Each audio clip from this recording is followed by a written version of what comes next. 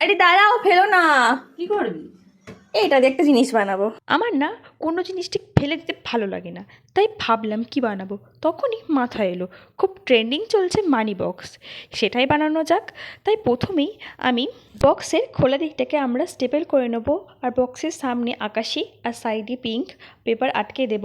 জানো তো আমি না টাকা পয়সা একটু জমাতে পারি না, সব খরচ হয়ে যায়। এই বক্সটা তৈরি করার আমার কিছু টাকা সঞ্চয় হয়ে যাবে, আর বক্সটা ভর্তি করার আগ্রহটা অনেকটা বেড়ে যাবে। বক্সের ভেতরে পয়সা পড়ার জন্য বক্সের সাইডে একটু ছোট্ট করে কেটে নিয়েছি।